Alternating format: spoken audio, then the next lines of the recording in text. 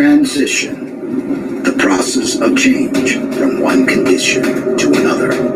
We are now at a new crossroad where change is evident once again.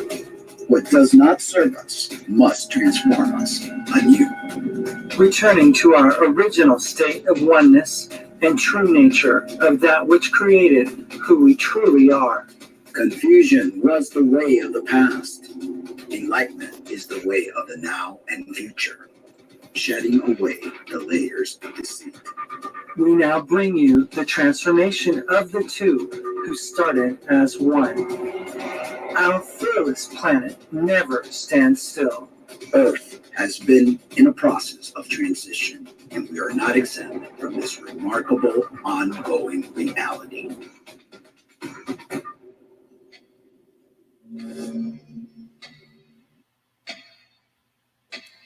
And good evening, and welcome to Real Talk with the Cummings. My name's Mark Angelo.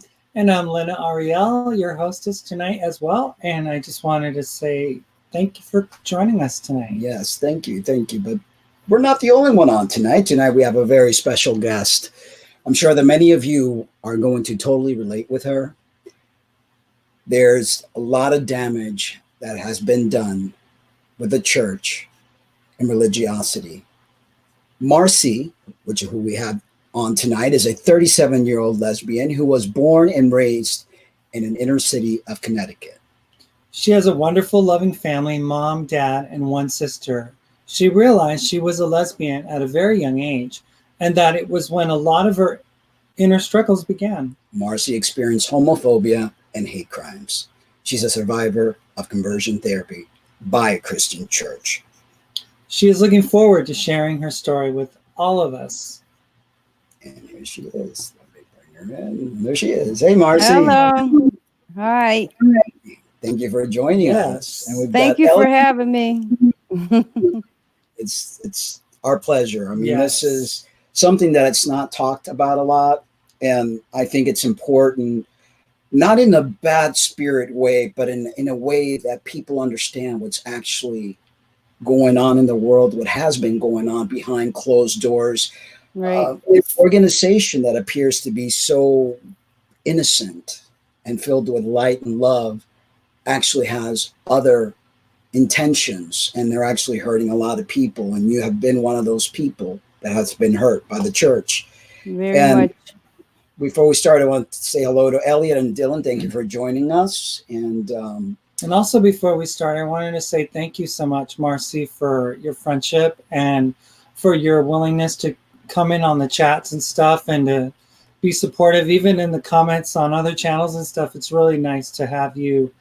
It's like you have our back a lot of times, it seems like, and you're supportive and everything, and you're trying to, just let people know what's going on and how you feel about us and stuff. So we your support. Yeah, I feel the same. Thank you for having me come on, be able to share my story. It means a lot. It means a lot to us, and I'm sure you're going to help a lot of people. So let's get started. Let's go back in time when you were a young girl. How did you feel growing up and back in the day? Being gay or different was not as it is today. I mean, people don't realize how much we have actually progressed within the LGBT community. How did you feel growing up? Well, just like a lot of people, you don't really realize until about like 3 or 4 that you're different. I was a tomboy, big time. In school, I used to play with all the boys. And that's when I experienced a lot of discrimination in school. The teachers would be like, stop playing with the boys. You're not a boy. Go play with the girls. And, if you don't stop chasing the boys around, you could go stand on the wall for recess. And, just little, it might sound little, but it's very hurtful for a child to hear. And my best friend growing up, his name was Billy. Our parents were best friends, and they used to tell us we couldn't play together at recess because I'm not a boy. And, I didn't like playing Barbies. I didn't like doing jump rope. I didn't like all that stuff. I liked sports. I liked playing gym, and I really felt picked on a lot for that. Um, one of my teachers, I will never forget it. It still gets stuck in my head.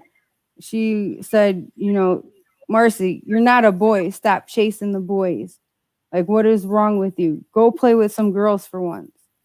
And it might seem so like not so hurtful, but that hurt me beyond belief because those were my best friends. And I felt like that was me. I fit in with the boys. We just had fun. Like when you're that little, you're not thinking, like sexually, like, oh, I'm chasing the boys, you're just playing with the boys. That's your friends. So I think a lot of it started growing up, like with, the homophobia or the, discrimination. But I'd have to say after like grammar school, middle school was okay. Let me stop you right there before we move forward. A lot of people don't realize that when you're a certain age, sexuality is the furthest thing from your mind. Right. You're engaging in what a child would engage in, which is play. That is what children do to a certain age. Play is their way of connecting with the world and having their brains grow. So during that engagement of play, when you're stunted, when your spirit is broken, there's a lot of damage that's being done. And adults realize that because they are responsible for a lot of the adult traumas and psychological issues that we face. And that's the thing, though. It starts at a young age. You tell a child not to touch this or not, they get their hands slapped because they're innocently just trying to ingest the world around them and trying to understand how the world works. And feeling and touching things is part of, their, how they develop. And so your way of developing as a young girl was to really, as a human, was to really just be able to be friends with people and interact socially, and nothing wrong with that. But once that whole like, no, you can't do it stunts you. It's like, yeah, it just breaks down things that are processing in your brain, trying to connect life. Yeah. And it makes you feel like something's wrong with you. Like, why do I like all this stuff but other girls don't? And there was a little boy who liked to play with dolls. So what? Might make him a great father one day. Yeah. If he wants to play with dolls. Like, it was terrible. It was pretty terrible growing up. And it wasn't that far away. You think what? The late 90s would have been a little bit more liberal. It wasn't. It definitely wasn't. Yeah. And it's progressive. I mean, I feel like the pendulum has gone one way. Now we're heading back to all the stuff that we have moved forward. I feel like we're going backwards again because the mentality imprinting into people that because you have this set biology, you have to behave a certain way. And just because you have that certain biological thing between your legs, that means you're this or that. And they don't realize that we still have not understood the sex development, never mind sexuality, but sex development of how our brain communicates with the rest of our body and how we feel inside as a human. And it's, it's the same thing that gay people went through back then is what transgender people are going through now. Yeah. Being a homosexual was a mental illness back then, or something was wrong with you, or you were abused as a child, or this or that. And it's simply not true. I was born gay. I remember going to kindergarten and having a crush on a girl. I was born that way. There's nothing that happened to me to make that happen, and that's why I'm so passionate about trying to help out with trans people also, because I know what I went through. And probably not until 6, I didn't realize I was even a girl.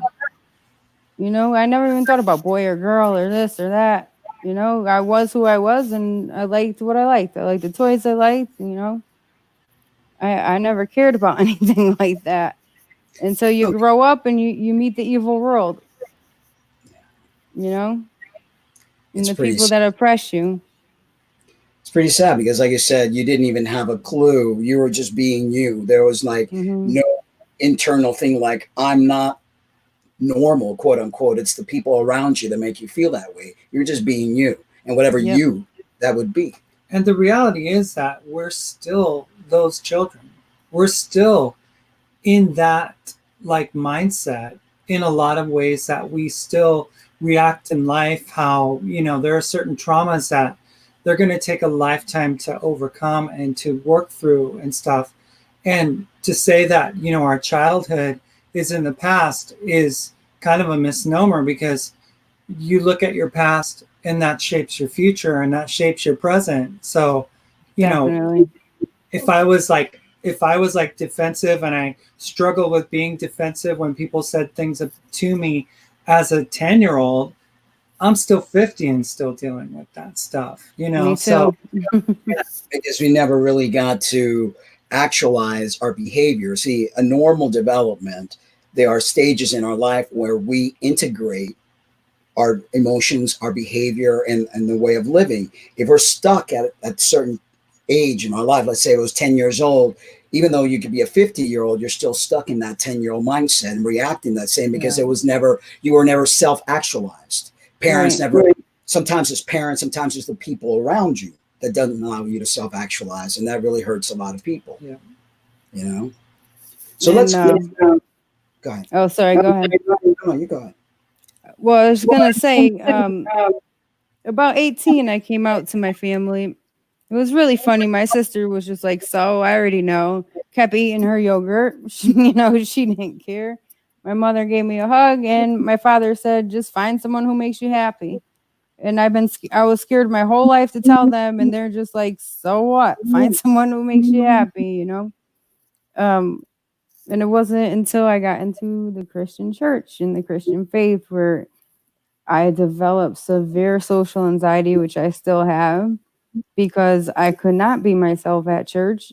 Um, I would be scared to death that I didn't have the right outfit on going to church. I didn't look feminine enough going to church, or you know, I was being judged. And a pastor actually told me, "I don't want you sitting next to the females in church. I want you sitting in the back by yourself." And now, mind you, this was when I was struggling with getting off of a pill addiction because of my depression, because of everything that happened. So, Let's go back. Let's go. So you're 18 years old. That's when you got introduced to the church.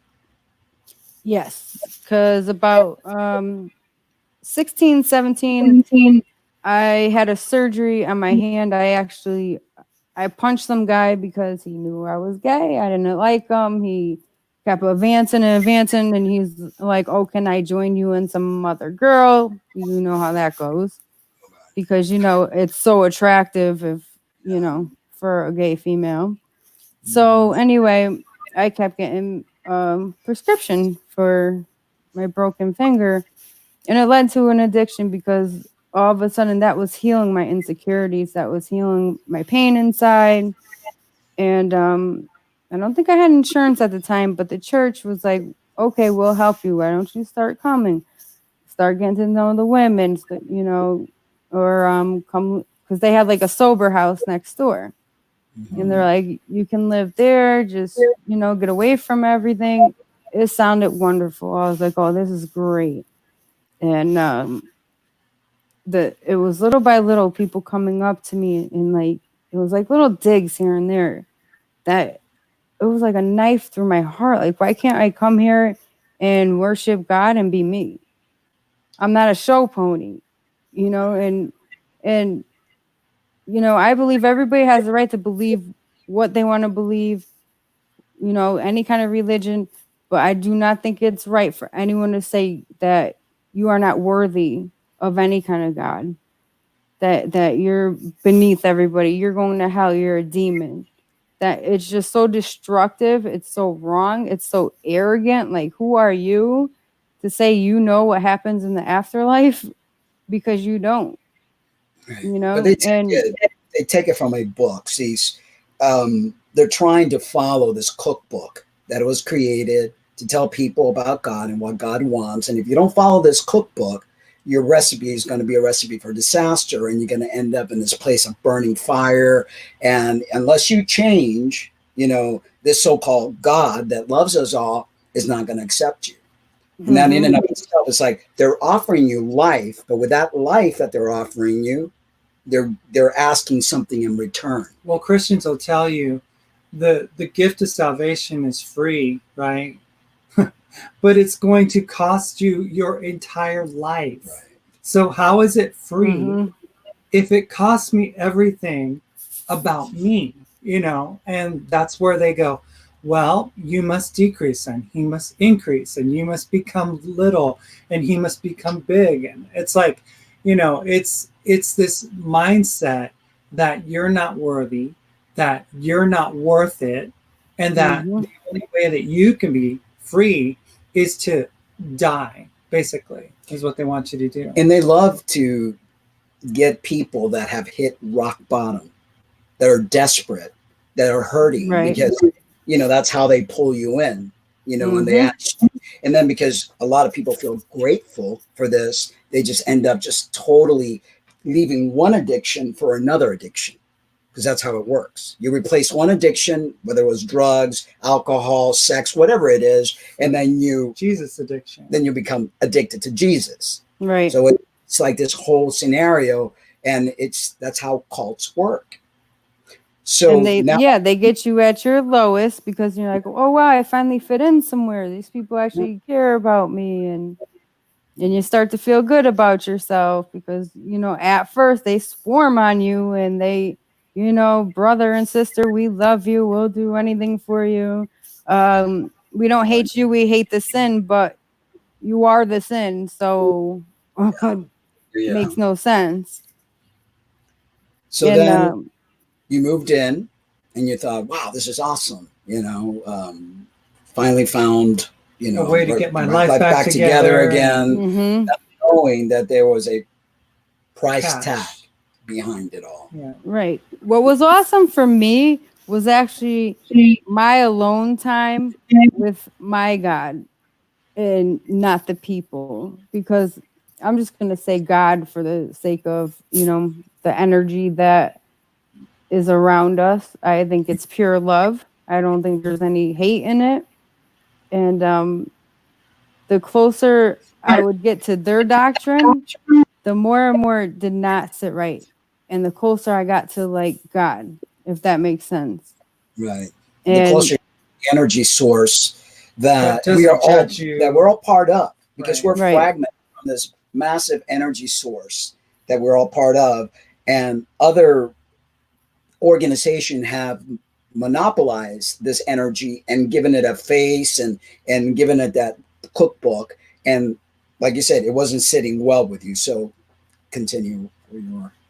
yeah, and I've always just felt like a deep I don't know how to explain it, but just a deep like insight, intuition, like there's something else that's always with me there. Don't know what it is. I don't know if it's one God, if it's gods, if and anytime I would read something out of the Bible, it was like, this doesn't make sense. It's contradicting itself. It's a guy selling his daughter to be raped. It's all this crazy stuff in the Bible, and I was just like, this can't be right. And they're praying over me, the perversion, praying the pervert out of me, but the things they're doing behind closed doors are sick. Nobody in that church was perfect. And it was all in the closet, and they all come out with their little fake facades on. And, they just want to focus on, the homosexuals or the transsexuals. And, we're all the demons. No, we're not all the demons. The demons I saw were the people in church, the deacons, the pastors, and so on. I mean, I don't want to name names, but I mean, I've never been so hurt by a group of people in my life than I have with Christians. And it's terrible. It's absolutely terrible. Because there are people who really love God. They think there is a God. And just because you're gay doesn't mean you don't have the right to find a God to help you get through life. And it's not fair for Christians to drill that in their head. And that's why a lot of people kill themselves too. Like, oh, if this is all there is to life and there's nothing else and there's no God, and then why am I living? Does that make sense? Like, Yeah. I mean, whether it's Buddha, whether it's, you're your own God, you have a right to feel that. Exactly. And nobody should tell you that you're not worthy of that. Exactly. And they do that a lot. Like, they make you feel like garbage, absolute garbage. What's part of the cult? They break you down. They make you feel this small to then program you with whatever it is that they want. It's almost like POW, prisoner of war. They grab you, and then they like literally, they will do all sorts of things to break you down to then get you to like need them and want them, Right. and then push everything that they want in you.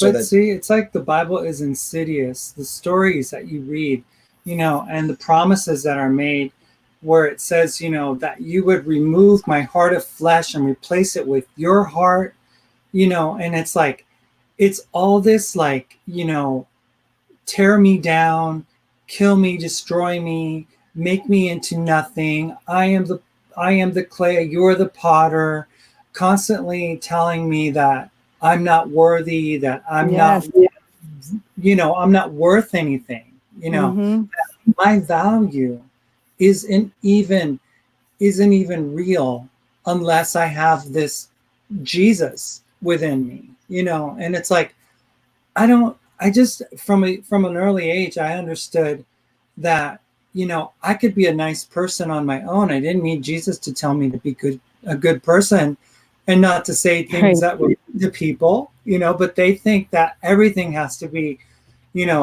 what would Jesus do? That whole thing, So let's see here. Dylan says the audio is messing up a little bit. There's an echo. I think it's Marci's side. We don't hear an echo. We don't hear an echo at all, but let me try to take these headphones out. Hold on. And Tracy says,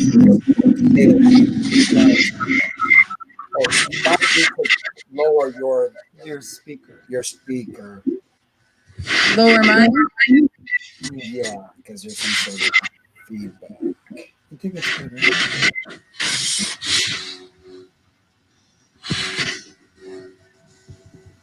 No, I could hear that. Is that better?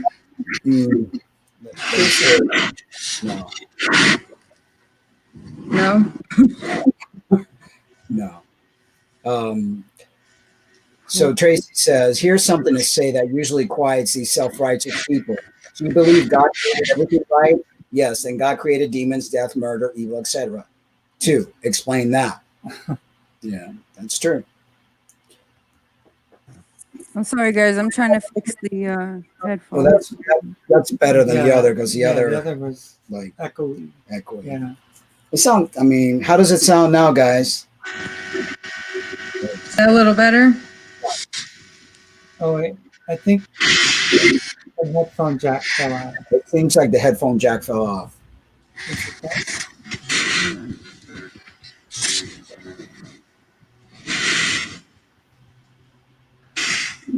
Whatever it is that you did made it worse. Made it worse. Yeah. Okay, I think now. I think it's better now. Okay. Okay, go ahead and talk. Is that better? There's still some kind of There's still a little bit of somebody says that's better, yeah. We'll just go with it. Okay. It might be moving around a little too. Let me try to stay still. Okay. That should be good. So you moved in, and they're offering you all sorts of help, and you're very grateful for everything that they've done. And tell us what started taking place that started making you realize that something was not right here. Well, when I moved in, I had a full-time job. The point was to pay no rent, save up so I could get out on my own, and to help out the church, like to help out with the soup kitchen, whatever duties they needed me to. And play the drums, clean up the church. I would do things like that. But, like I said, they went out and they're like, oh, I want to bless you with $500 worth of clothes. Oh, that's awesome. But it was because they didn't want me on the stage playing the drums in my type of clothes. And I was like, are you kidding me? You want me to wear a dress playing the drums? Do you realize I have to put one foot on one side and on the other side, I'll be having my legs open playing the drums? Do you realize that? But they were just trying to feminize me more and more. And my personality, they were just stripping it away little by little. And can you still hear me good? Yeah, we can hear you. Okay. To this day, I still have terrible social anxiety because I'm so like, I don't feel good enough around people even to have small talk, because that whole couple year experience really and being judged, in any form or manner. I know many of us that come from the LGBT community, many of us get judged by our parents. Others get judged by people around us. Yeah. That kind of judgment really creates a tear inside our self-esteem. Mm-hmm. So it makes it hard for us to deal with other people because we're constantly there. There's an inner voice that's like talking to us, like, what are they thinking about me? Are they judging me? Because once you get judged once, that's it. It sets off a domino effect. Mm-hmm. And that's, you didn't get that from your home life. You were very much loved and accepted as you were growing up, and then you go and see this. I mean, that must have been like very traumatizing for you, Very, very, very, very. And if my father was alive and knew all this, he would have, he would have flipped because he was all about just be yourself. He believed in God too, but not, not like, I guess you could say man-made religion. He just believed that there was something more. And he was my biggest supporter when it came to that stuff. And playing sports and everything, he was never like, oh, that's a boy thing. It made his life to come see me play softball or soccer, and me and my sister playing sports, He was a Marine. So he was a very tough guy. So my family too. My mother never cared. My sister never cared. I'm not blaming this on my aunt because she was the one that got me into the church, but I don't think she knew a lot of what was going on either, because it was slowly progressing what they were trying to do to me. And the minute that I finally said to them, I said, listen, this is who I am. I gave it an honest try, and I really did. I honestly did. I said, God, if you want to free me, please do so. I got into my Bible. I would pray. I didn't date. I really gave it my all to really okay, I'll give it a chance. If God wants to free me, he will. And guess what? God will show me more and more. No, this is who you are. And if there is really a God, which I do think there is, not sure exactly what it is, I was just shown more and more be you. Just be who you are. And when I told them that, they told me, oh, okay, you could graduate now and, you could leave the program. So they kicked me out of the program, which I was doing great in, trying to save money, trying to get out on my own. And because I wasn't their little show pony, that was that. Once they found out, I'm not changing who I am, this is who I am, it was okay, bye. And it felt awful. No, I was just going to say that they have so much to be accountable for that they're just so hypocritical in pointing out the things that they want you to fix in your life, but yet they cover up. I mean, there's a big thing going on in the Southern Baptist churches where they have shown records that covering up for pastors and youth ministers and children's pastors and, you know, people that taught Sunday school that were all like molesting kids and abusing kids. And they allow that to take place. And they turn a blind eye if someone's like, you know, giving and tithing and, you know, giving their offerings and stuff like that to support the church. They'll, you know, conveniently shove that under the rug. But when it comes to dealing with people that are working through, you know, issues of identity and issues of sexual preference and stuff like that, where, you know, they're like trying to get some kind of like counsel and advice and stuff, they just demonize it. You know, they turn it into like this, you know, did they put you in like a chair and try to pray over you and cast the demons out and stuff? Yep. In front of, you know, a whole office of people I did not know. How humiliating that was, I can't even tell you. Like, I just wanted to run out of the room, but there's nothing I can do. And they have all these adults calling you a pervert and praying the perversion out of you. I wanted to throw up. Like, I don't have a perverted bone in my body. Like, I love animals. Like, I'm just such a sensitive, just lover. But on the outside, because I'm a tomboy, people just think I'm some tough, rough, and, you know, type of pervert or something. I don't know. But it still bothers me. This was like 20 years ago, and it still bothers me. What really baffles me is if they truly believed in their God, if they truly had faith that God heals, then they would not try to force things upon people. They would allow God to do what God does. Right. For those that believe in, I personally, after going through everything that I've gone through, I don't believe in a God anymore. I believe that there's something higher than me, but that something higher than me does not require my worship, does not require me having to like bow down to it, because we are all connected. We're all part of this great energy. But if they really believed in this God, then they would like allow God to do what God is supposed to do. They wouldn't have kicked you out. They would have left it up to God to quote unquote heal you. Exactly. That's how I felt too. That's why I gave it an honest try. I'm like, okay, God. And to me, a lot of churches, it becomes worshiping the pastor. It becomes an ego trip. And it becomes like how powerful we are. Look how big our church is, you know. Look how many addicts we cleaned and got cleaned up. And it's just it's crap. Bunch of crap. A bunch of ego. Pastors walking around thinking that they're anointed, and it's like, look what we've done. And, you know, it's like, it's nothing about the person. It's not even about giving glory to God, because they want to take all the glory. When Mark had all these, you know, people following him last year when he detransitioned and went on this church lady, I was anointed according to them, you know.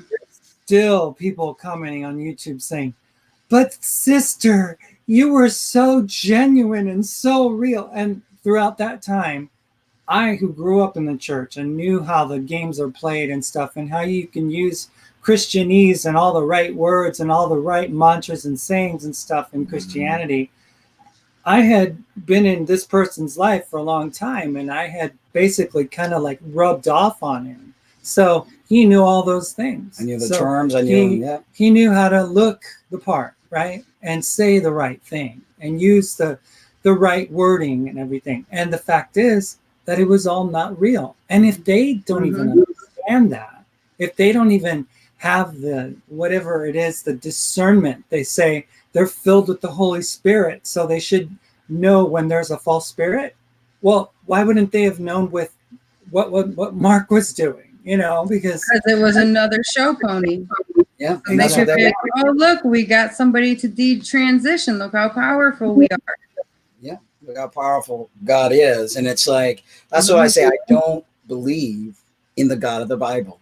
I believe the God in the Bible is some sort of alien, some sort of like reptilian type of energy, dark energy that has taken over this planet, this prison planet. And we are some sort of experiment.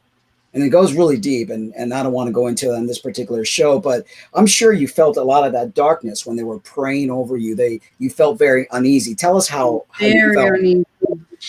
It felt actually demonic to me because let me give you a little background quick. When I was growing up, I was the happiest, carefree child ever. My mother tells me that even as a baby, okay? And when it started with stuff like that, my soul was just sucked out of me.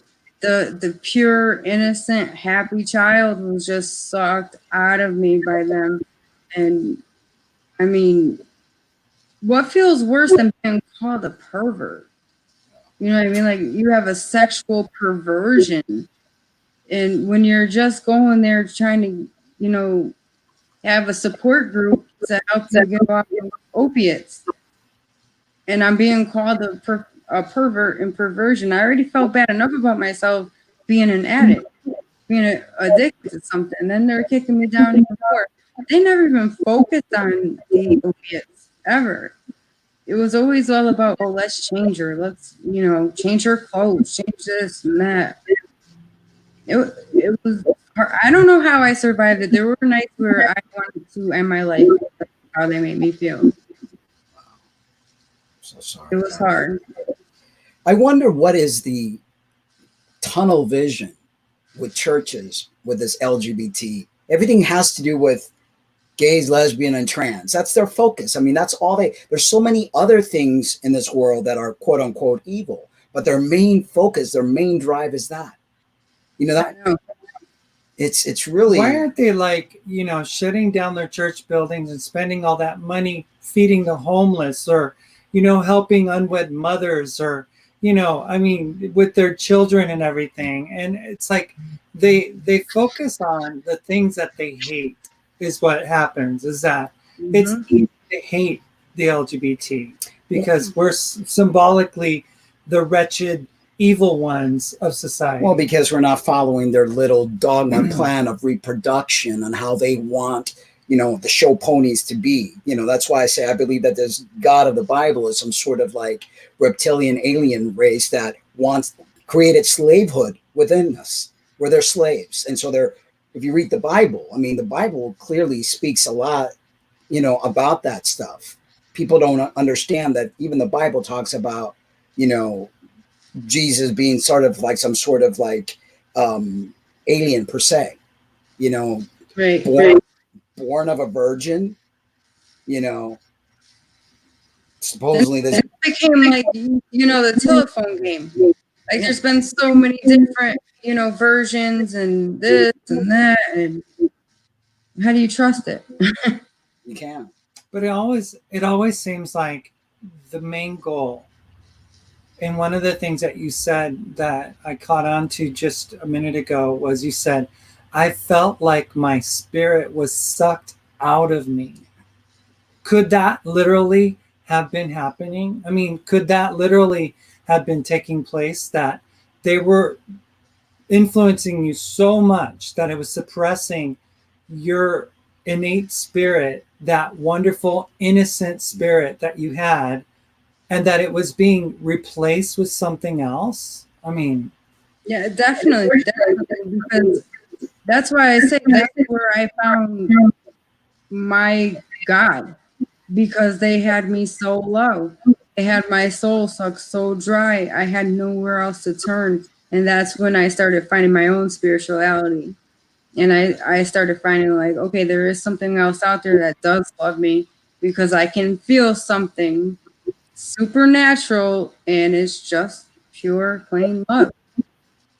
I don't know what it is. I don't know who it is. I haven't tried to come back, but I know that there is something that does love us unconditionally, and it's not coming from the Bible. Sorry if I offend people, but I know there are a lot of churches who have very good intentions, and they aren't like, the extremist church, and they do have good hearts, but there's some that are just full of hatred, and it's disgusting. And I heard that they want to bring back conversion therapy now. am for transgender children. And I just think that's so dangerous. It's so harmful. And it should not happen.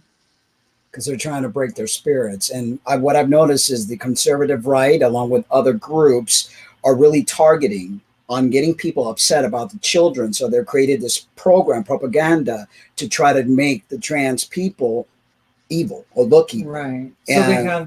So they have these therapists that are not overtly Christian, right? But they're just saying, well, there's an alternative way. There's a better way to get these children to understand their gender, and it doesn't need puberty blockers, and it doesn't need transition, and they tout themselves as being, non-Christian, or, they don't really mention their religious affiliations, but the fact is, it is a form of it is a form of conversion therapy, and it doesn't work, and it shouldn't be allowed to take place. But, they're getting smart because they realize that they can't come in through the front door. They got to use the back one, because the back one's the one that's like, okay, America's like a post-Christian society. We're not going to win with the in-your-face Christian thing. You're going to hell.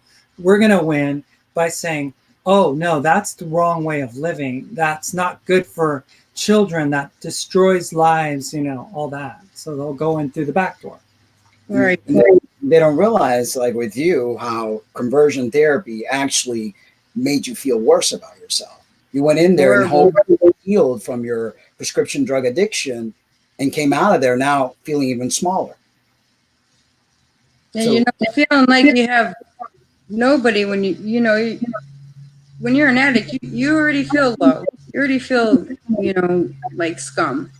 Even though you're not being an addict, I'm just saying, you feel like that yourself.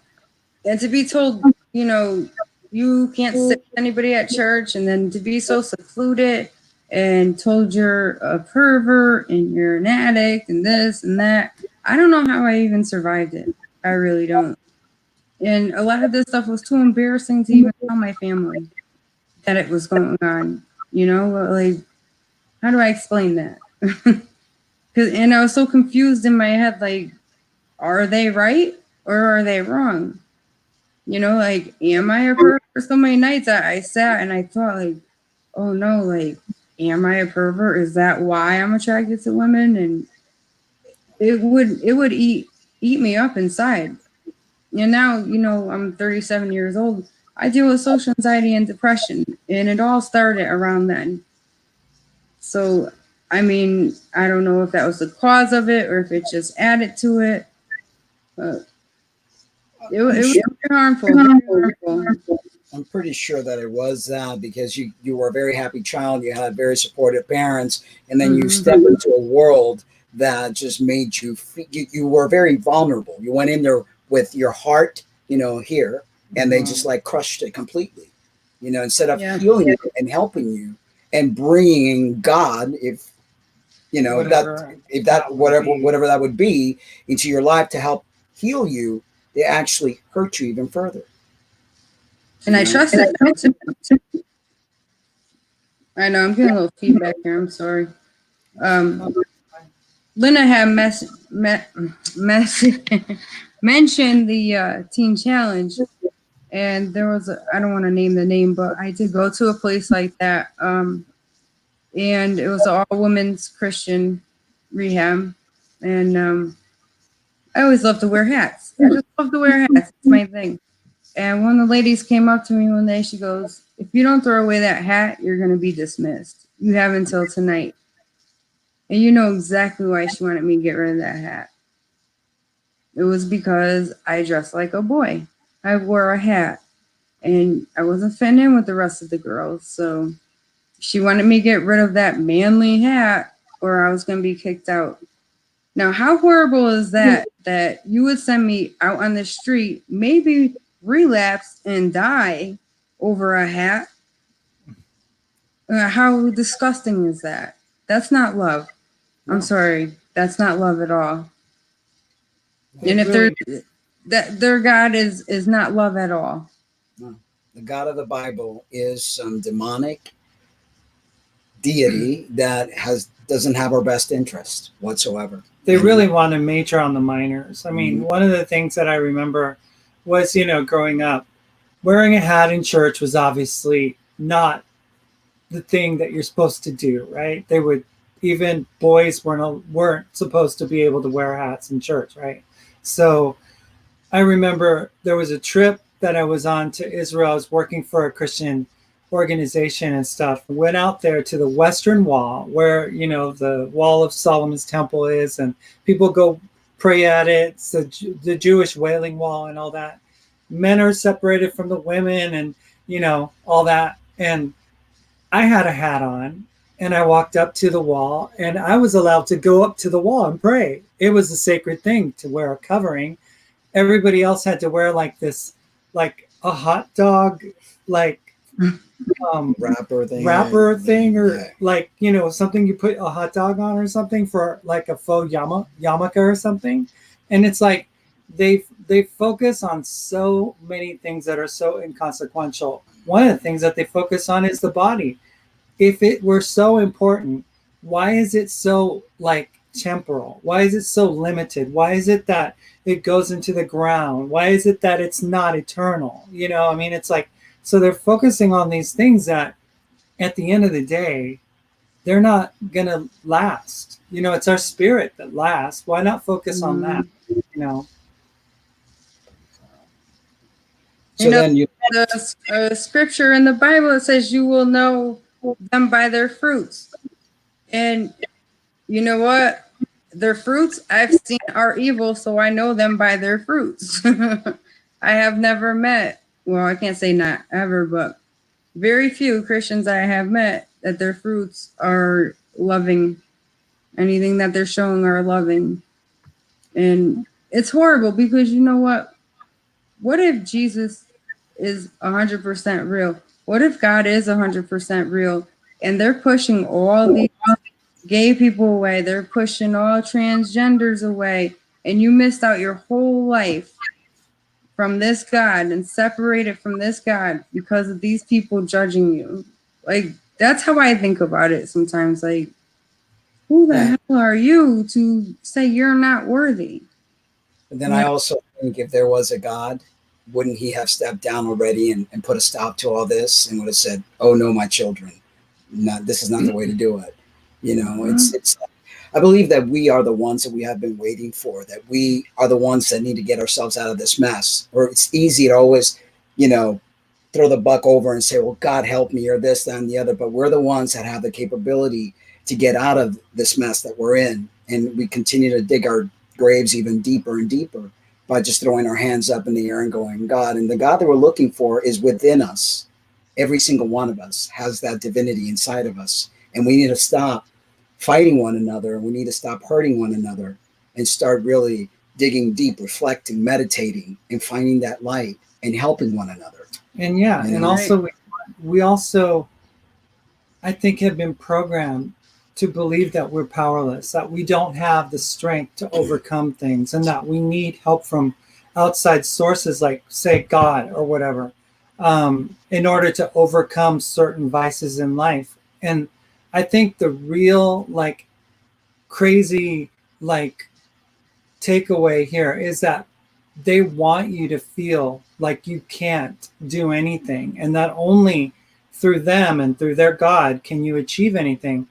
And the real sad thing, the tragedy, is that we are all powerful, creative people who have this eternal strength and this source of strength within us from eternity itself that can create things at a drop of a hat. I mean, the words that we use, if we say things like this woman that we mentioned to you passed away, she was an advocate for, fighting against certain things in the medical community.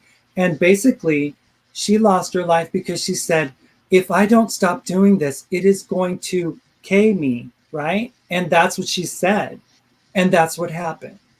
So we have the power to create life and death with our tongue. And that's creating it within ourselves. We can create death for ourselves. We can create life for ourselves or for others by what we say. And this is something very interesting that pointed out. Marci, I saw this theory once that basically questioned whether the devil, quote unquote, was actually real. That maybe God, quote unquote, was also the devil, having fabricated his story to make him seem selfless and loving. And I believe that. I believe that this whole I've thought of that before too.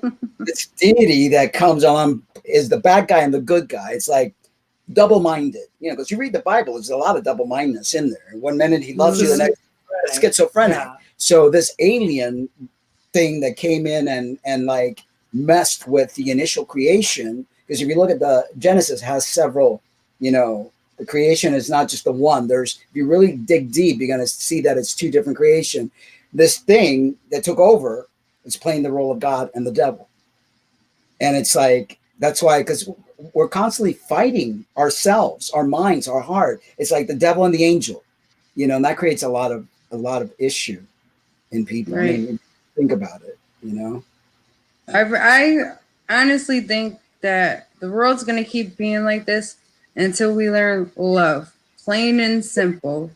That is our God, love. We have to learn how to love one another. That's it. That's energy. Everything's going to end when all the poverty, all the fighting, wars, homophobia, transphobia, whatever. If you could just learn to love each other, all of that will disappear. And it's the hardest thing mankind has not been able to conquer since what? Mankind was born. And it's simple. It's very, very simple. Just love one another. It's not that hard. Because mankind doesn't love themselves enough. They've had to create this deity, calling it God, because they don't feel that they're worthy in and of themselves to do what they need to do. And I believe, that whatever it is, this infinite energy that we stem from, is not at all what people think God is. I think that we have created God in your image instead of the other way around. And I think with a little feeble minds, we don't understand it because it's beyond our understanding. Right. Tammy here says that people of the church are flawed. They cause pain and hurt, not God. God loves us all, gay or straight. But when people say that, God loves us all, and it's like they try to speak for God. For all we know, God is a schizophrenic. This God that, the Bible talks about, right. And in one breath, he created us because he loved us. In another breath, he destroyed innocent children and babies in a flood and took the life, and Abraham almost killed his own son on this ego trip that if you love me, you'll do what I say. Who does that? What parent will literally harm their children knowingly? Well, that's why I think all the Bible, Quran, all that, I think it became the telephone game. And I think if you look at the history of the Bible, a lot of kings and queens, they added a lot of stuff to control the masses back then. Yeah. I remember they had to add suicide was a deadly sin because a lot of people wanted to just die to go be with their God. So they actually had to add that into the Bible. So I don't know. This is just my opinion, but like any Bible, I don't think that's the actual word of God. I do believe in God. I mean, how else do you explain it but saying God? Because we don't know. We don't know. I don't think we have the capability of really understanding what this supreme energy source is all about. And whoever created the Bible was in the quest of trying to understand this God themselves, and then it just took a life of its own.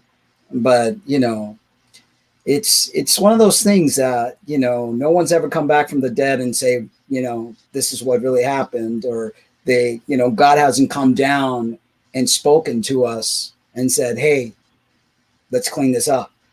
And the thing is that there have been accounts where God spoke to the people, like they talk about the Israelites and Moses and the tablets and God speaking through the thunder and the lightning and everything up on the mountain when they were in the wilderness and everything. And that hasn't happened again. I mean, there are legends that can be told, but the fact is that there's no actual evidence of anything happening over there where they said that these millions of people were for 40 years. There's not even a shred of evidence of any like life ever walking around there. So these are all legends and stories to support this fable that they created so that people could be subjugated to their rules, whims, and wishes. Because the fact is that there is no proof. You know, there's no proof for God. There's no proof for Jesus. There's not even historical evidence that Jesus even walked this earth. You know, I mean, in my experience, I know certain things have happened or certain feelings. I know that was something supernatural. I know that there's no way it was a coincidence. But so when you say the word feeling, when you say the word feelings, right? Mm-hmm. We feel something with our senses, then that cannot be God driven, because spirits and the flesh are two different things. So when we for instance, I've done mushrooms in the past and certain things that make you have certain experiences, you know, when you have and it's chemicals in our brains or whatever else. Not saying that your feelings aren't real or that you haven't had some sort of supernatural interaction. I believe in supernatural. I believe that spirituality, there are spirits, there are demons, there are things running this planet right now. Mm-hmm. You know, that I believe in, but how do we know what's what? We can't even trust our own selves this day and age because of all the, you know, what's the word I'm looking for? All the outside influences. You know, it's like we haven't even began to scratch the surface, in my opinion. I mean, our five senses can be so easily deceived if we come to realize that every single one of the senses that we feel on this planet, in these bodies that we've been put in, our spirits have been put in, they're capable of very limited things, very limited vision, very limited hearing, very limited sense of anything, really. So whatever it is that we feel and we understand, it's almost like a horse with blinders on, you know, that it really can't see the big picture because it's almost like that big picture's been limited because of where we're in. It's like an ant. An ant, you know, is following other ant, and their world is so limited. They don't know that there's something so much bigger around them. That's like us, the universe, exactly. and all, you know, we only know a very small amount because of what we've been fed and told. We've been brainwashed. So we've been lied about history. We've been lied about so many different things. So we're very limited. And we're now scratching the surface. I think now there's an awakening taking place because there is going to be a shift that's happening. And I do believe within our lifetime, we're going to see things that is going to blow our minds. We're actually going to learn a lot of truth that have been hidden, you know? Yeah, I agree with that because, you know, like you said, I don't think our brains can comprehend what God really is. You know, like it would probably make our brains explode if we ever did. And I think it's very arrogant of Christians to be like, nope, this is how it is. And, you know, you're going to hell. You're not good enough. And just damaging people's souls. It's not right. And that's what the God of the Bible wants, our soul to be damaged so we can continue to come back here over and over, get recycled, you know, reincarnation, so we can't escape this prison planet. It's funny, though, because like we did that show last week about, you know, where heterosexuality, that it wasn't like some common thing, right? Things have been twisted to seem as they were normal when they weren't, you know.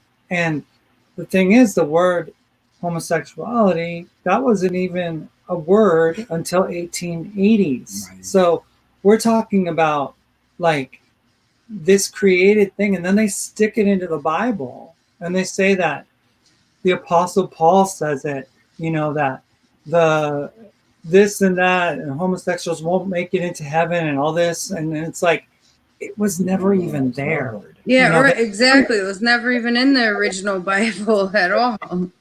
You know, and they make things that they are against into something that they can fight against, because they say, oh, you see it, it's in the Bible. There it is. Yeah. Verse 7 of whatever it is, it's like. And I don't know about you, but it drives me nuts when Christians come at you with scripture. And the Bible says, blah, blah, blah, blah, blah, blah. I'm just like, I don't believe in it. You know what? You can't even talk to them like a human being. It's like talking to a robot who has a script and they just shoot out that script and that's it. And they're so closed-minded, and it's like, why bother? Why bother even talking to them? Well, there you go, though. So wouldn't that tell you that it's some sort of programming, like some sort of like computerized virus that gets into people to, manipulate their thought patterns, because they all speak the same. Yeah. They all have the same patterns, like people are taught, when they're studying the brain and studying people, psychology, psychiatry and stuff, are taught to look for patterns. Christians are so pattern focused. And they're all cookie cutters. They're all cookie cutters of each other. Yeah. And they don't even want to talk to anyone who's not a Christian. It's like, yeah, that's love. Yeah, a lot of love. So tell us, what happened after they kicked you out? What was life after that? Well, they did this fake ceremony where they graduated me from the house that I did so well or whatever, and it was a bunch of crap.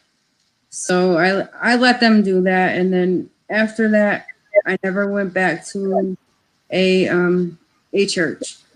Now for me, like my experience, my spiritual experience is between me and God. That's it. It's nobody else's business at all.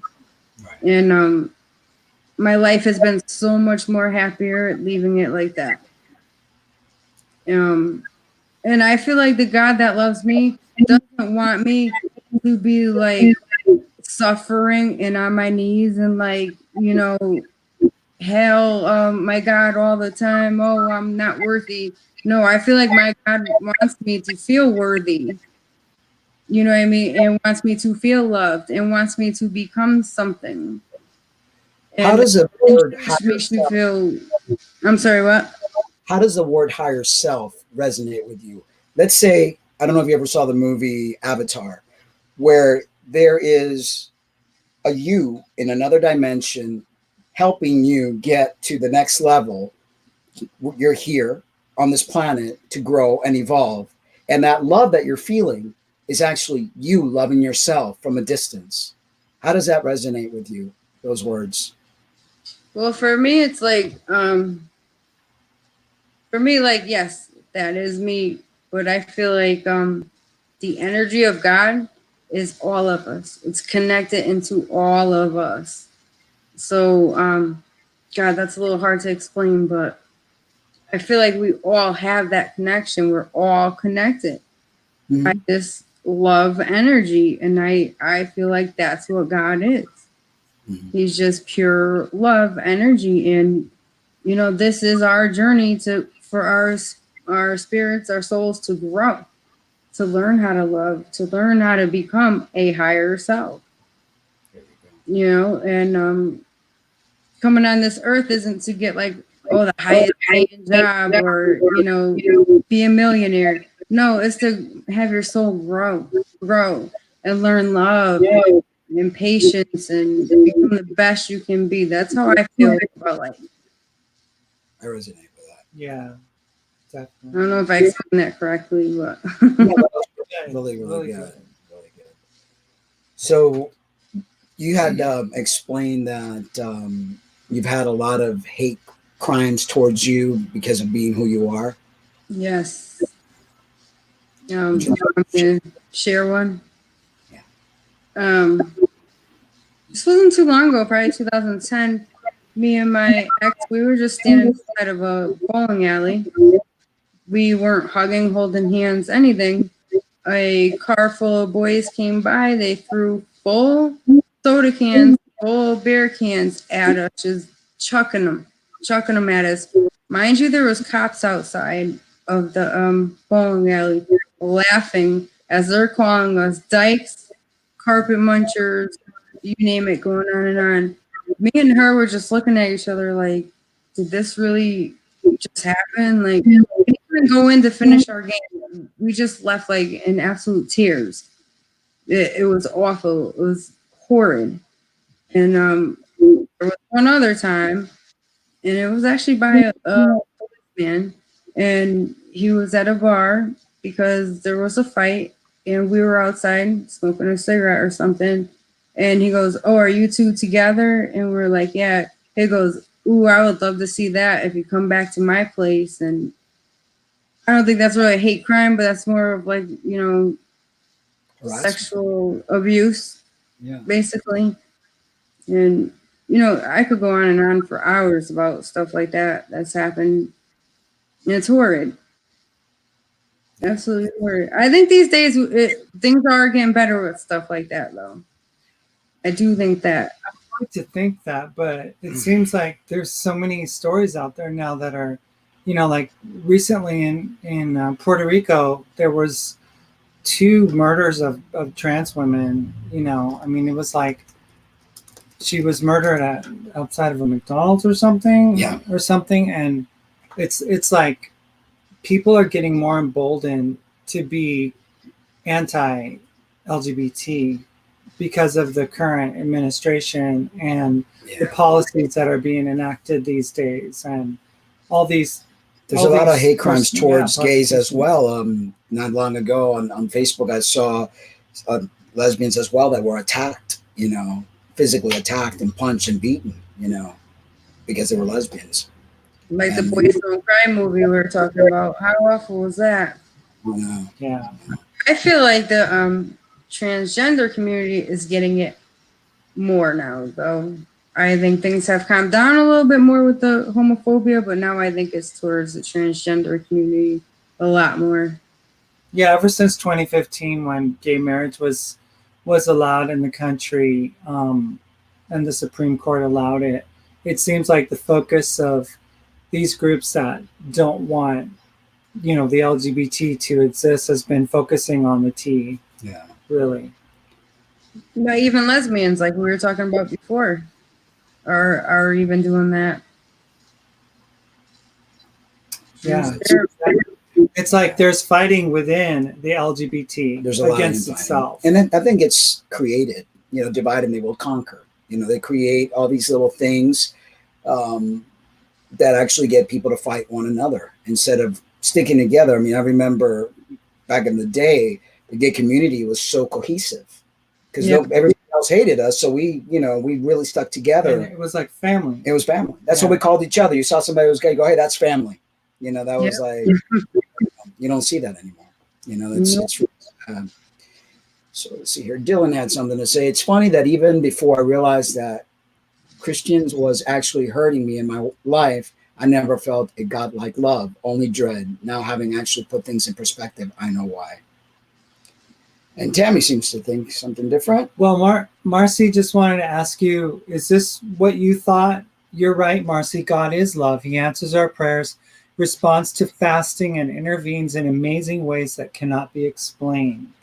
Is that what you were talking about when you were talking about this energy that you feel? Is it a certain like God like that is like actively listening to you and responding to you if you like sacrifice your eating habits to him so that you could like draw closer to him? And so is that yes. There has been countless times where even like with meditations or like a situation is going to happen or fasting about something where that looked like, had zero chance in the world got like blown out of the water. You know what I mean? Like things where you're just like, okay, that was supernatural. And a lot of, it's an overwhelming feeling.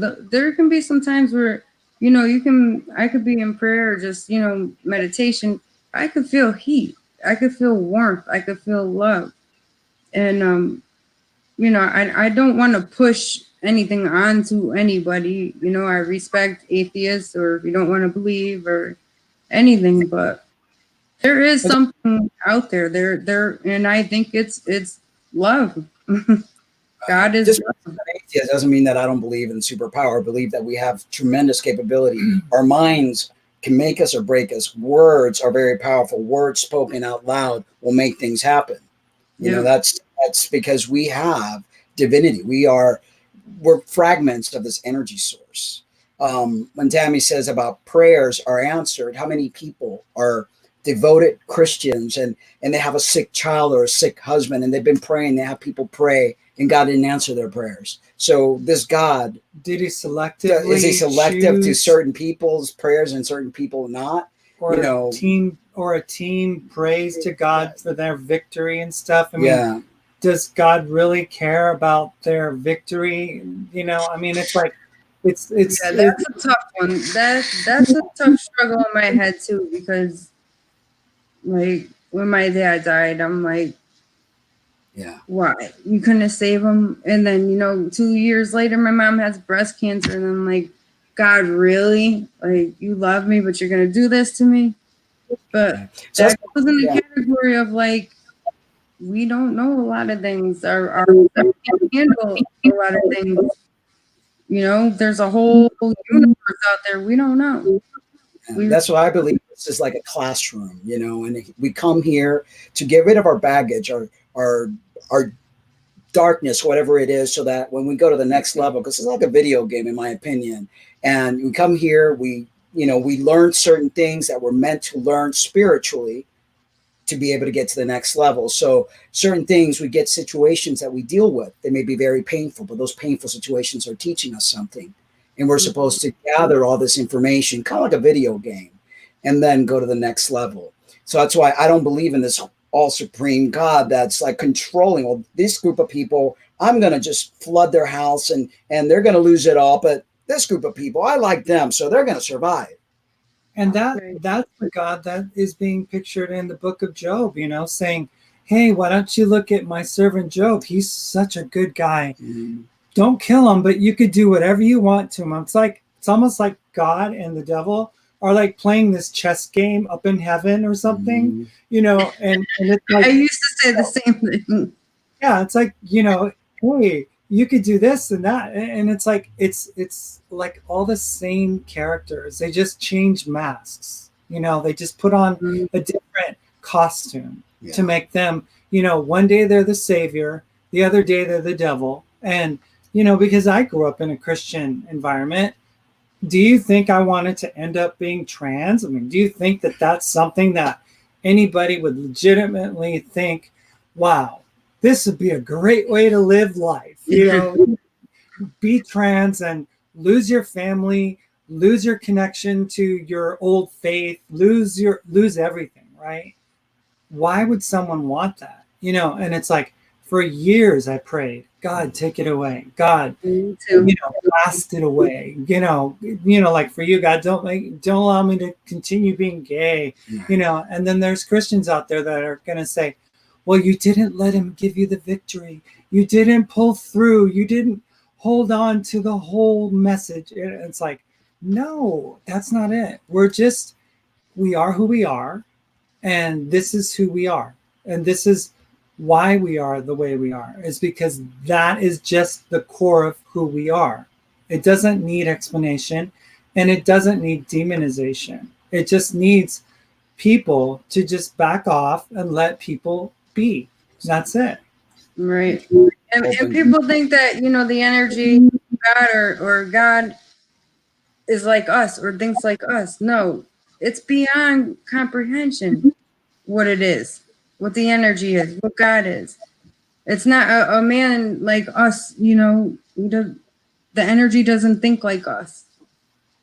Exactly. No, it doesn't. And it doesn't judge us. That's the thing about the God of the Bible.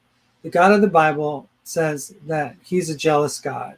God of the Bible says that he is a judge and that he will judge you. I remember hearing the old messages like the great white throne judgment, when everyone's going to stand before God and there's going to be a movie of your life, just shown there for everyone to see. And God's going to say, you're mine. And it's like, no, that's not what love does. Love doesn't expose and ridicule and make you feel this big. I mean, Right. love accepts you. I'm serious. You Looks know. like someone's trying to call. Call from Darcy O. to accept. Press. Hey, Darcy. Hey, what's up? Let me see here. We're interviewing Marci. Yeah, I just wanted to say that I had just moved because I got assaulted by my roommate. Oh, wow. Oh, goodness. Hi, Marcy. How's it going? Hi, Darcy. Good. How are you? Can barely hear you, Darcy. In a bit of a bad situation. So sorry to hear. My gosh. Yeah, so yeah, my cell phone crapped out, so I'm not really able to text other than on my laptop. It's kind of screwed up. It's actually really slow. I'm trying to log in so I can chat. But yeah, I was assaulted on the weekend by my my roomie. Hold on a second. Yeah, I was assaulted by my roomie on the weekend, and I had to do a police report. And the police took some pictures of the physical body harm that he had done to me. So Wow. Wow. Gosh. It's I can't really hear you. Sorry. yeah, we can barely hear you too. So sorry to hear about that, though. Yeah. So we're here with Marci, interviewing her and getting her story and trying to, just spread a lot of information regarding beliefs and what conversion therapy do to people or does to people. So, Yeah, like as far as like God goes, I noticed like religious people always call God He, but we don't know what God is. So if it's He, is it a human? Nope. That's what I would like question as far as like religion goes. yeah, that's what I believe. We don't know anything. I think our minds can't even fathom what this thing we call God is. I think man created God in his image, in my opinion. And it's a very he-driven, very male-driven. Females are worth this much in the eyes of God, so much so that a woman was raped to have the son of God. Saw women as property. Yeah. And they still don't allow, some denominations don't allow women to preach. They're still like subjected to not being able to express themselves, and be silent. So, I mean, it's a very, very unbalanced situation with regards to Christianity. And it's cherry picking. Exactly. Yeah. A lot of cherry picking. Yeah, I don't mean to keep you guys stalled during the interview. I just wanted to let you guys know what was going on. So sorry to hear, brother. Sorry about right that. now. So sorry. I'll keep you in, positive thinking, because I don't pray. I just positive thinking and send good vibes and love your way. Yeah, I don't pray either. All right. Be well, brother. All right, and take care, Marcy. Take care, guys. All right. I'm gonna So be I hope you feel better. so Okay. talk to you guys soon. All right. Okay. Take care. Bye, Darcy. Bye. Wow, that's horrible. Yeah. Gosh. Talking about, wow. That's. Did he say he had a Facebook? Say that again. Did he say he had a Facebook? He has an Instagram. Okay. Yeah. That's right. I'll check up on him later. Yeah. It's, that's what kind of like baffles me. We're looking around like in the world. We got tornadoes. We got this virus that's killing people. Weather conditions all over the place. It's just crazy. And where is this so-called God? You know, where is God and all the people that really need him? You know, where was God when you needed him, Marci? In that you went to his people for help, and you know, nowhere to be found. You know, it's like, that's what I say. I believe that there's something that we're not getting, something that we are not understanding, and we're trying to create something to fit into the box in our head.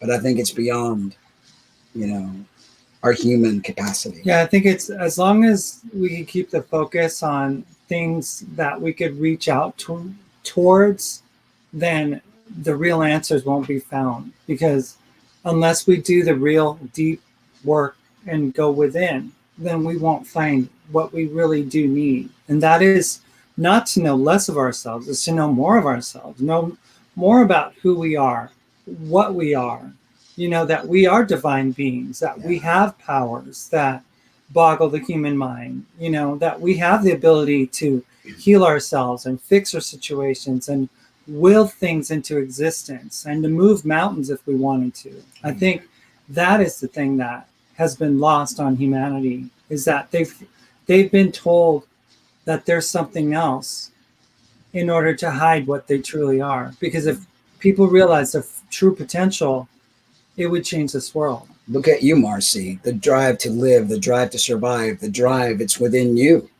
You have that ability. You've been able to overcome all sorts of stuff in your life. You know, can you give yourself credit for that instead of saying, you know, it's you. You've done the work. You know, because I definitely think I pulled that strength from an energy, something other than me. Definitely, I think there is something supernatural and me that got through stuff together. That's the key in you, you know, in you, because somebody else that might have gone through your same situation who may not be here today. They might have taken their life away. They might have, you know, because they're, you know, how many people have believed in God and still have committed suicide or still not be here? So it's like, and I'm not trying to get you not to believe in God, because, you know, you're you, you know, we're all different individuals, but we've got to like really understand that these forces, these churches, these organizations that are using God as a tool to destroy us as people. Right. We're control. And you know, it's like we've got to understand where this is all coming from. So this God that they're claiming to be so great and so loving, why do we live in this disastrous world? Why are we being persecuted as people? Because we're different. You know, it's pretty sad. And Becky had something to say earlier. We are all here. That's the thing. There's a billion souls with their own journeys. Respect it, period. Exactly. Yeah. Be your own guardian of divinity. Yeah, because we're all in different paths. You know, I believe that, you know, we all have our journey to travel, to grow, to learn. And what you said earlier, that we are connected, that's for sure. There's definitely, we've been fragmented, but out of that fragmentation, at one point we were one. And something happened where we got separated. So getting back to the opiate addiction, did the church do anything to help you with that at all? Or did they just try to cover it over with religiosity? And yeah, just like trying to pray my withdrawals away, and it was all about glorifying them and their church and all of that. But when I actually finally got into treatment, I am very proud to say I've been sober for 6 years now. Awesome. And you know, got real treatment for it. But the church stuff, yeah, it was crap. It was just another show pony thing, you know, like, oh, look, we got this girl off opiates. They never really cared. They just wanted, you know, how could I explain it? They really do. They pony you around. They'll be like, oh, this girl's like the worst of the worst, and God's going to do a work in her. And, then you feel pressure to be like, okay, I'll be this perfect person. And then you're not. None of us are. And I don't know. It's dangerous. It's very dangerous. Well, you were getting contacted by Heritage Foundation. Oh, I was going to be the next, walking little Jesus type of thing, because they were just, because of my story being Mary. Mary, I guess. Because of my story, it was so like, wow, look at what God's done, and blah blah blah blah blah, and we had like this group from another conservative, anti-LGBT, group that wanted our story and wanted to fly us up to Chicago. I think it was back in 2016, and they were just ready to utilize our story. 2X trans, they were married and lived as a man and a woman, and they had it all greased up and ready to go for their news publications and all of their, we would have been on CBN and all the different Christian networks and stuff to talk about how bad trans is, Show pony. Yeah, show ponies, basically. Yeah, exactly. Look what happened when you transition. They all loved you to death, right? And then as soon as you went back to who you really are, what'd they do? I didn't have to go back to, I just had to go back with Lynna. I was still remaining. I was the devil. Yeah. I was like, you went back with the devil. And I was still, I accepted Maritza at the time, I was like, I just love you as a person. And I stayed as Maritza from February all the way till October. Yeah. But they were like, you've got to leave the devil, and then blah, blah, blah, and on and on and on. It was just crazy. And you guys are a heterosexual couple. What is the problem? It doesn't say anything about being trans in the Bible. No. It stems from their hate. They hate the things they don't understand. And if they only were to understand the realization that things like this happen for other purposes that aren't easily explainable. And a lot of times, I know for me and I know for Mark, that it's a spiritual journey that we've been on. Mm-hmm. And the whole transitioning thing has been a part of that. Yeah. I'm not going to say it's been the whole thing, but it's been a part of that. And if I was able to learn to love and accept people no matter what, then I learned a great lesson through transitioning. Because prior to that, I was taught to not accept certain people, not be, loving to all people. But when the shoe was put on my foot, then things were turned around. I was the one experiencing the hate. I was the one experiencing the casting away, and I realized the most important thing is to love people. That's it, Yeah. And then understand what love actually is, because people throw around that word like it's a slogan, like Nike commercials do it.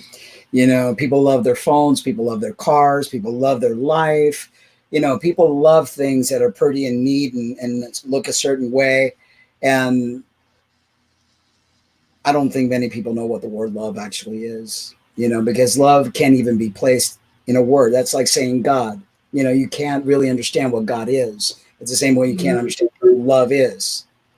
It's an emotion that we have put a face on and we have given a characteristic, but I think it's something deeper that many people can grasp, not with your human mind. You have to travel inside of you and really through meditation and through different techniques to understand what love really is.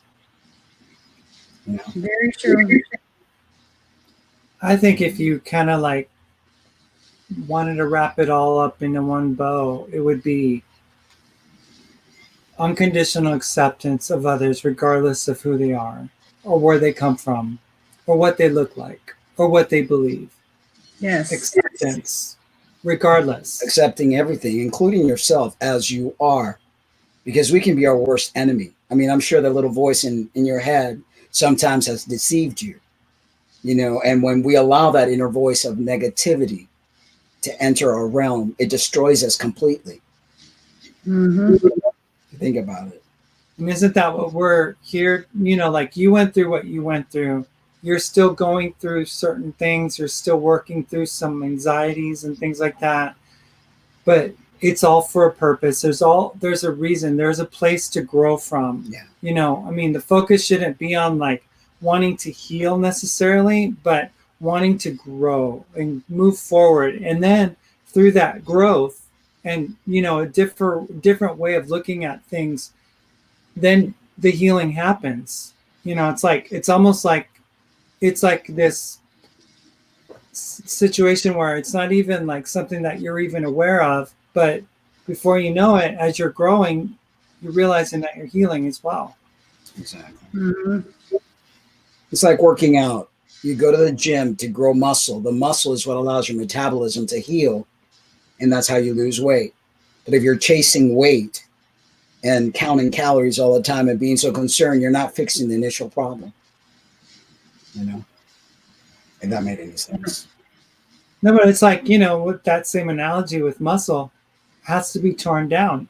So it has to be messed up. It has to be bruised. It has to be hurt in order for it to get stronger. So maybe those things that we say are bad and that were awful that happened to us, they actually have developed us in a way that we wouldn't have been developed before. Because like just like a muscle, through that constant beating down, it's been able to grow and become more resilient and stronger to protect. Oh yeah, definitely. Yeah. Definitely. So is there anything else you want to share? I think a lot of those hard times have really helped me be who I am. And I wouldn't change it for the world, really, because I'm actually proud of who I am now. I'm 37. I'm a little bit of a late bloomer, but, you know, I'll get to my life's purpose pretty soon and, you know, take one day at a time. I just had a lot of healing to do. And, you know, life's a journey, not a race. Exactly. And, you know, I make sure every day that I put some type of good into the world. You know, if it's towards an animal, a person, saying something kind to somebody can make like a huge difference. And that's how I want to live my life until it's over. Because And I also- know such a small, little, tiny, hurtful word killed me. So I don't want to be that person to anyone on earth, ever. And we can lead by example, you know, and learning to love yourself, you know, and be kind to yourself and forgiving. And then it's like a domino effect, you know. It's you're kind to yourself and love yourself, then it just flows through because it starts with us. If we can't love ourselves, and that was my biggest problem before, you know, I was always trying to please others and, you know, and I ate up all that shame and all that hate and all those words that tore me down, and you tend to believe them, and they create holes in your heart and create holes in your spirit. We have to mend those holes. And once we mend those holes, then things start to change. You start to value yourself, then you start to value others as well. It's like one hand washes the other. You can't wash one hand by itself. So Exactly. You know, recently I was in a conversation through email with a family member who has really been distant from me for quite some time. And that has happened throughout the time that I've been transitioned, that I just lost everyone around me that I thought loved me.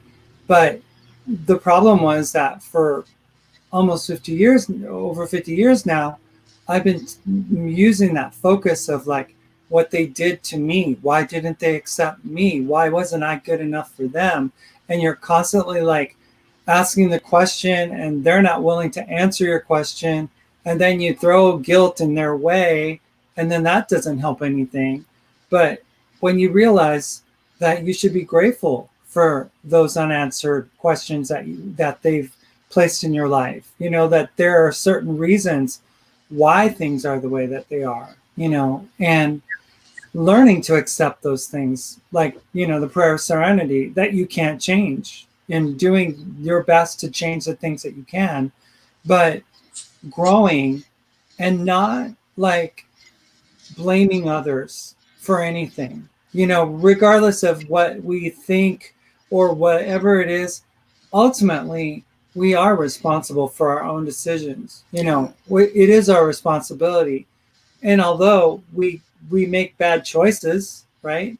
But at the end of the day, we're the ones that we can blame, you know, for everything that happens to us ultimately. You know, of course, there are situations where you can't really like make that statement, but ultimately, that's kind of like, I don't want to blame my family. I don't want to blame my mother. I don't want to blame my kids for anything, because their lack of acceptance of me has helped shape me into the person that I am now, you know, and I wouldn't be that person. So Right. be grateful, right? We should be grateful. So Dylan says, Lynna, well said. The things that tear you down in life serve as a learning point for things that may challenge you in the future. No one's perfect, but everyone has the capacity to be strong. And that's true. You know, we all have that capacity. We could take that old saying, when life gives you lemon, make lemonade. You know, you got to try to do the best that you can with what you got. And, you know, just grow. Make every day a growing day. Like you said, you do something good every day, you know, instead of tearing people down, bringing people up, you know, and that's important. And he also said here,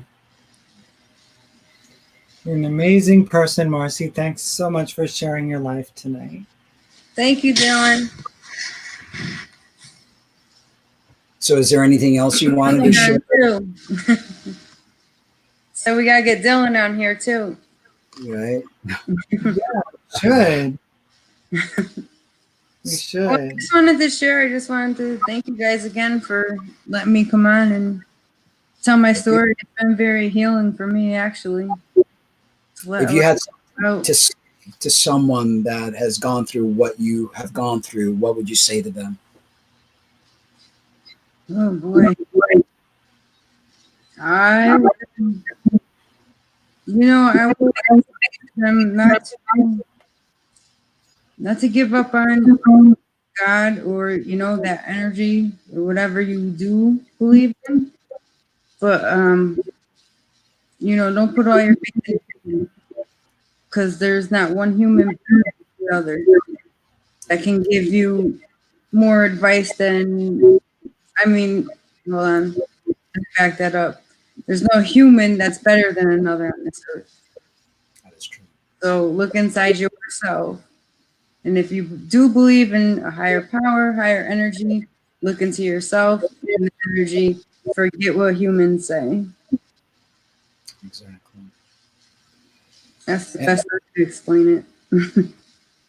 And for anyone thinking about placing their children in conversion therapy, what would you say to them? Do not. You're causing so much harm to your child that they'll probably think about taking their own life. It's going to cause so much confusion, hurt. I don't even have words for it. It's awful. I know some parents think they're doing well and trying to help kids doing it, but it's probably the worst thing you could ever do to a child. That is for sure. I think if you like choose your religion or your belief system over choosing to love your child, you're making the wrong mistake, regardless of how you feel about your eternal security in heaven, or, you know, anything like that, or your obedience to this unseen God. I think that choosing to love your children is probably the greatest thing you could do. You know, when you think about it, everybody is facing their future in some going to heaven or hell. You know, this is what they made God all about, heaven or hell, you know, and it's like, instead of living and taking care of the people that you love now and making the people that you love lives more pleasant, they're doing the opposite, all based on this doctrine, this Bible, and this so-called God. It makes no sense, absolutely no sense. That's why it's hard for me to believe at all, because if I were a God, would I allow what's going on now? Would I allow children to go to bed hungry? Would I allow children to be murdered and raped? Innocent people that have done nothing to deserve the life that they are having. So what kind of God is that? So there's got to be something deeper to all of this that we have an understanding about, Yep. It's very confusing. It is. Nobody has the answer. No one's figured it out as of yet, The world's going round and round, and no one's figured it out yet. And it's been going on for billions of years now. But the fight is just showing love to one another. That's it. That's it. That's all we can do. Mm-hmm. All right. So thank you so much. It's been great. Thank you so much for sharing your story, and thank all of the chatters for chiming in. I know. Thank you so much for having me. Don't hang up yet, okay? We're going to go ahead and say goodbye to everyone, and we'll get right back to you. All right, guys. Thank you so much for tuning in. We love you. But remember to always love yourselves, too. Have a good one. See you soon.